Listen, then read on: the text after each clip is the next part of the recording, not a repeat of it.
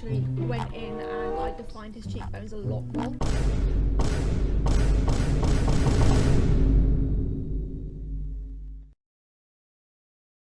Oh no. Hey guys, I'm Drago and...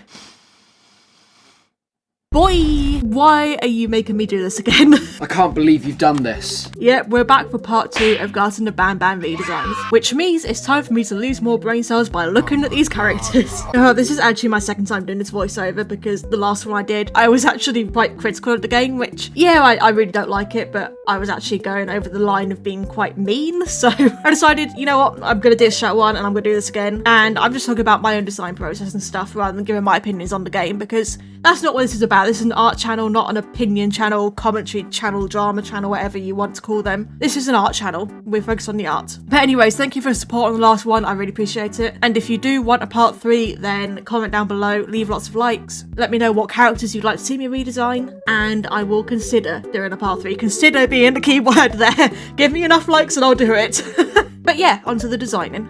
So, since we started with Banban for the last video, I thought it was only fair that we start with Banbaleena for this video. I wanted to keep them sort of the same species, I guess. I don't know what they're meant to be. I've seen people saying they're demons, but I don't think that makes much sense really. And I've seen other people saying they're cats, and I don't understand how that resembles a cat, but you know, whatever, pop off. But yeah, I had my Banban redesign version here as well, so I can reference off that and make sure that I'm giving some consistency between these two since they are counterparts. So from my limited knowledge of the games, I know that Banbaleena is a teacher, so that's sort of the vibe I went into. So to do this, I gave her glasses, make her look a bit more intellectual, and I also gave her a stack of books to carry on her arms. Like, I don't know, maybe it's a character trait that she's seldom seen without them. I want to preface that the way I look at these redesigns is I look at 2 versions of each character. So you've got the happy, jolly, colourful cartoon version, and this is the version where I'm thinking about it as a children's cartoon show. What would these characters look like if they were on the TV, a show, a cartoon for children?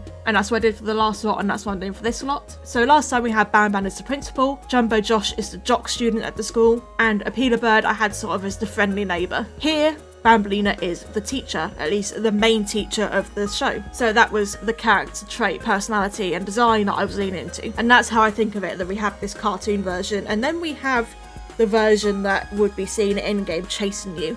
This is the 3D physical version of them. And this is what I guess I call the monstrous version of them. This is the one that fits the horror game aesthetic. And I'll explain more about that when we get to there. But now with the cartoon one, I did pretty much the same methods as I did last time. Make sure to go watch part 1 if you want more detailed explanations. But yeah, it was thick line art, very sharp and clean, very sort of colourful with minimal shading, just to fit that cartoon aesthetic. Another thing I added to her was, like Banban, I gave her shoes. And at first, I was just going to have them as plain shoes, but I thought they looked too plain. It was too bland, and so I added a little bow to them, and it just gives a bit more of a Banbaleena vibe. I also changed this sort of pink around her eyes and mouth. I interpreted it as lipstick and eyeshadow.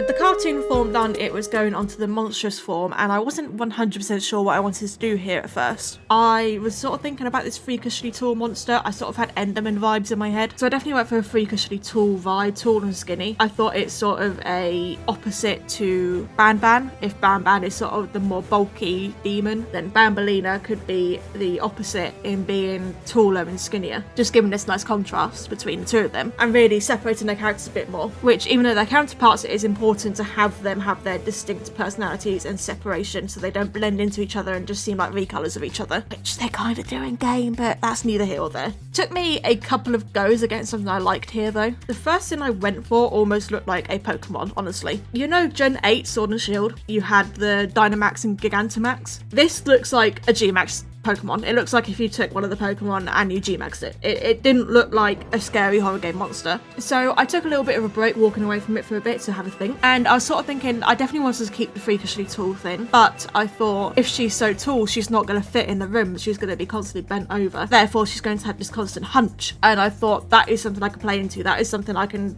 hopefully start to make a bit creepy. So that's what I started leaning into, going for a pose that is hunched over. Of course, while keeping aspects to match it to Banban, because again, same species. So we still had the defined ribs, the defined pelvis, the skinny middle body bit. And as the pose progressed, I sort of ended up going for this really sort of long, elongated neck and spine, which I think actually worked really well. And as the pose progressed, it started becoming this sort of sad, depressed pose, sort of hunched over and arms dragging along the floor. And I thought that actually works quite well, because Banbaleena in the game gets upset when her students escape. She wants to be a good teacher, but she feels like she isn't because her students keep running away from her. And while in the game she actually gets angry about this instead, I think it might be cool if it's more of this sort of sad anger. So in the anger, she becomes this monstrous form, a bit like how Banban becomes Demon Banban or Hellish Banban or whatever. But instead, Banbaleena becomes this big monster, and she ends up looking really sad, and probably I can imagine her crying as she runs around, just quietly sobbing to herself. But when she sees you, she probably screeches in anger and just goes for you, just wants to rip you in half.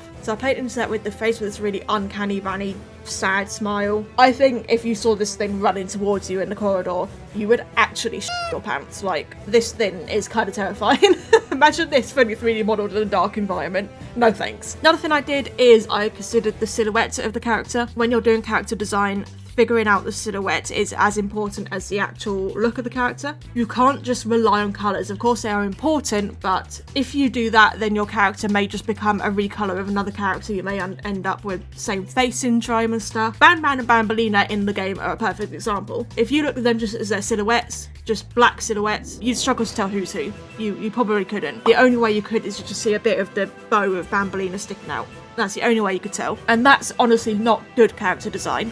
That means the characters are too similar to each other and they're basically just recolors. So when considering character design, always try to think about the silhouette of the character. Think about its shape and definitions. Think about its proportions and where you can make things look a bit different. Even if they are similar, there's still ways you can make things look different. Like with the cartoon Banbaleena, I made her ever so slightly more feminine form than Banban, because she is a woman compared to Banban being a male character. So even if the changes are subtle, it's still good to sort of think about the silhouette of the design and try and separate them a bit. So in thinking of the silhouette, one of the things I did was I kept the bulbous forearms. I did this on Demon Banban as well, and it basically means you can look at this and without the colours you could think that is Banbaleena, because she's got these forearms which are a massive part of the character design. And the way I could tell it's Banbaleena not Banban is because they are two very different shapes in how I've done their demon forms, and they both have aspects of their designs that are different.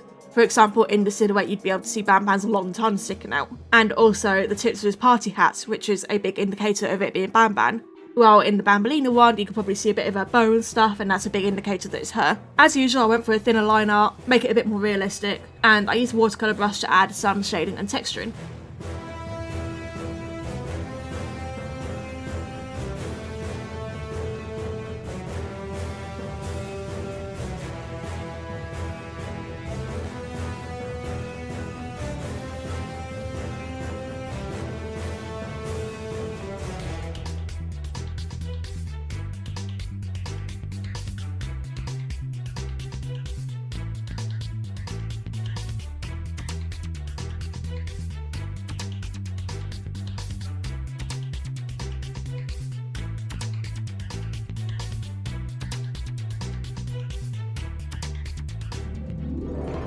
I only wanted to exaggerate the ribs and the spine here because it gives a lot more of an uncanny valley feel if you do that. And overall, it just makes it feel a bit more flesh-like if you do that as well. And I like to try and give it the texture of like stretched out skin because I think that's way creepier. And the final thing I did was using a couple of overlay layers for some final shading, just to exaggerate it a bit further. And I used a dark pink shade and a light pink shade.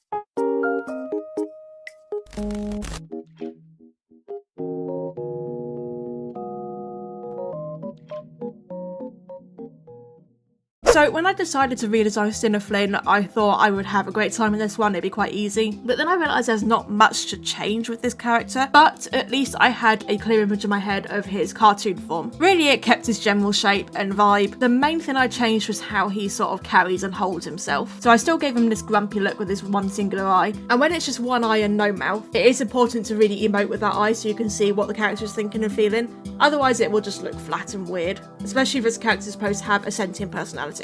With the rest of it though, I very much took inspiration from Squidward, and that was with this grumpy hands on hips pose. And I also took inspiration about how Squidward's legs are. So he basically has two tentacles that make one leg. They sort of go together to make one leg, and that's what I did for Flynn. Two of his Stinner tentacle things go together to make one leg, and he has 3 sets of legs. After that, it's just sketching him in. It really wasn't a difficult one to do. I made sure to make his arms nice and floppy though, to really give it the feel of, you know, tentacles. And jellyfish are kind of floppy and jelly-like, so yeah.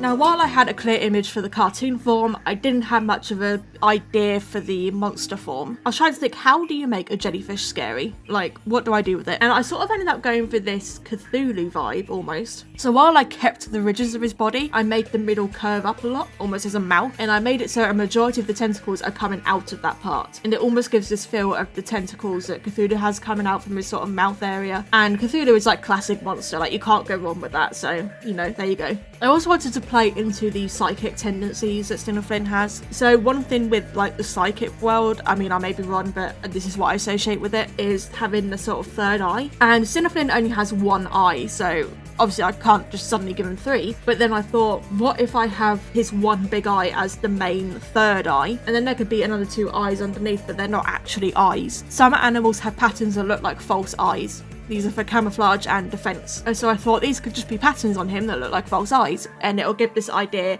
of having 3 eyes and therefore the third eye, which relates to his psychicness. With the tentacles, I gave him a few main thick tentacles. These are the ones with frills on them that would probably be the main stinners, and the ones that he would use for sort of feeling around and holding things like he does in the game. He sort of reaches towards you, and these are the ones that he would use for that. The smaller tentacles are the ones that gave the density, and really I was just so random with it. Honestly, I just randomly made lines and arrays and just went for it. I really struggle with randomness, so I have to force myself into it. I just have to let go and I just have to do it.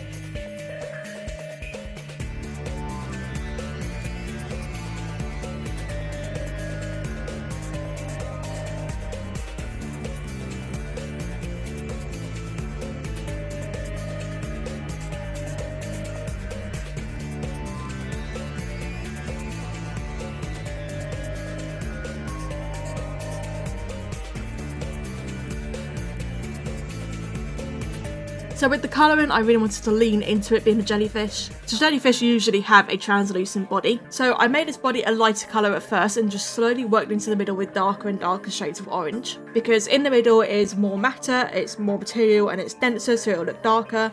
And on the outside there is less material, less matter, and therefore it looks lighter because it's more translucent and there's more light going through it. And I do actually think this went really well to give it more of a jellyfish vibe. Tentacles I just kept as orange and different shades of orange, slightly darker than the body just to separate it a bit. Flynn has a really limited colour palette, and I don't think there are really any colours I could add, because if I did then it wouldn't really feel like Flynn. So I had to work with what I had, and you know, you can work with a limited colour palette, you can work with one colour. It works, you can do it. It takes a lot of practice, it takes a lot of skill. It's something that I've not really done before, so I may not be the best at it, but it is fun and it is a good way to practice. I also made sure to give him the sort of weird pattern that goes through his eye. I don't know what it is, it's like almost a no entry symbol. Like on roads you get the road sign that says no entry and there's a circle with a cross through it. It's like that, which makes me wonder, is it like an employee spraying painting on don't let him open his eye, don't wake him up because he'll do weird stuff to your head because he's all psychic and weird.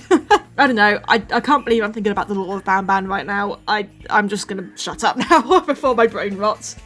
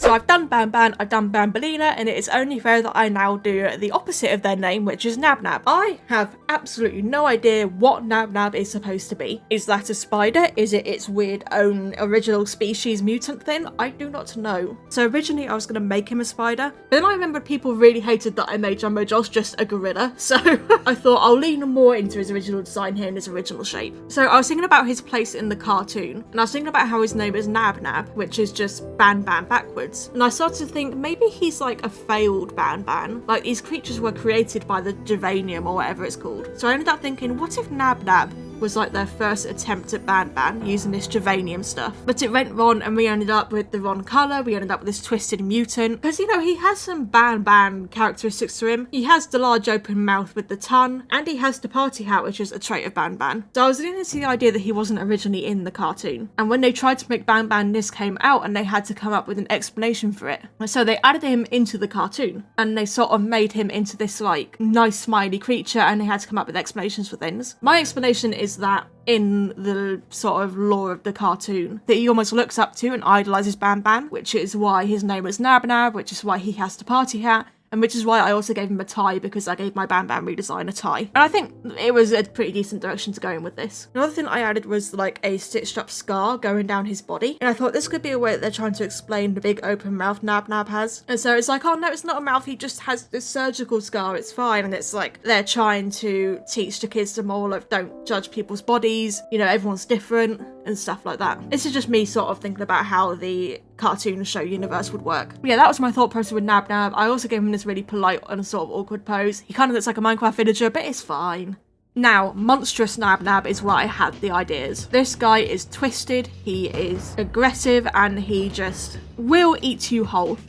So I went for this sort of lean-in pose, kind of twisting his body a bit. Had his legs splayed out and his arms out as well. This is the mistake. This is the guy that was supposed to be Banban, but he came out wrong, and now this is what we've got. And this is what they're trying to explain away with this cute little cartoon character. So I went into quite a sort of alien shape for him, especially around his face. I also gave him a little horn because I also thought that Banban has horns. His party hat is covering his horns. And I thought, well, if he's a Banban reject, then he probably has a horn as well. And that's probably what his party hat is covering, just like Banban. I gave him very sharp edges to to kind of accentuate the danger of him. And I gave him sort of praying mantis-like mandibles, because I thought I can imagine him clinging to a ceiling or wall, you going past without seeing him, and then him just suddenly striking out like a praying mantis, grabbing you in those pincers, pulling you in and just crunching you into pieces in that huge mouth of his. Speaking of the mouth, I made it really, really long.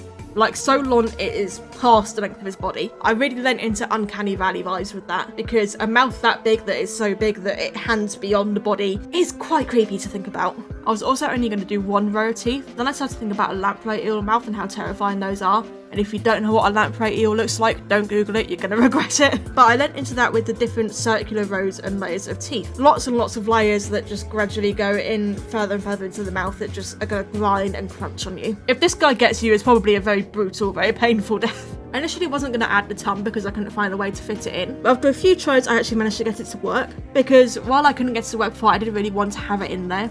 Because again, it's like a big part of Nabnab's design. He always has this big tongue hanging out, flopping around. So I wanted to make sure to get it in there, and eventually I finally got it to work with a few tries. That's the thing with art, perseverance is key. If there's something you really want in there but you can't get it to work, just keep trying. You've got new layers you can make so that you won't impact your drawing underneath, and just keep experimenting, keep trying. And eventually you'll either find something that does work and you'll be really pleased, or you'll realise, yeah, that's not going to work, and maybe you could think about it more later, or you'll know that it's not going to work and you've not ruined your drawing underneath by trying to add it in on the same layer. Experiment, experiment, experiment. Very important.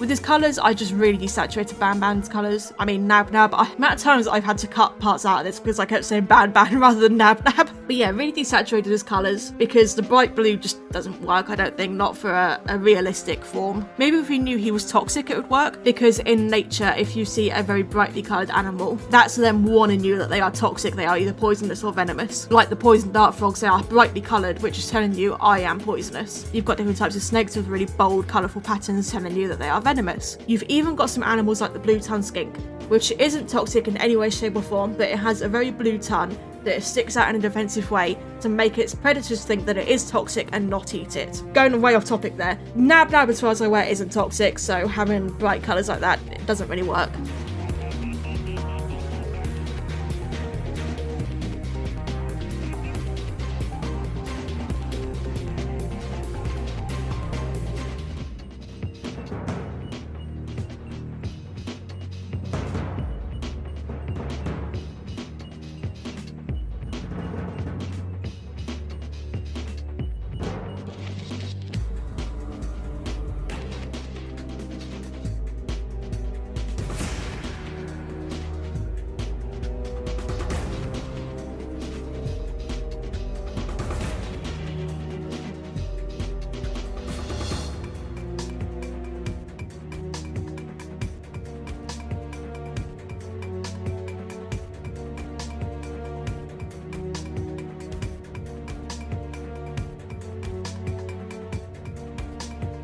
Basically, I use watercolour brush to colour around and define areas, especially the ribs, and I really made sure to sort of make the layers defined of the teeth and sort of make the gum visible, because I don't know, that's something that's creepy to me when a monster is like snarling at you. You can see all these horrible little teeth and crooked and the gums are all I don't like that. I guess that's why I played into with this design. And then I did some final overlay layers for some more final shading. This time I use a dark blue and a light blue to match his colour scheme.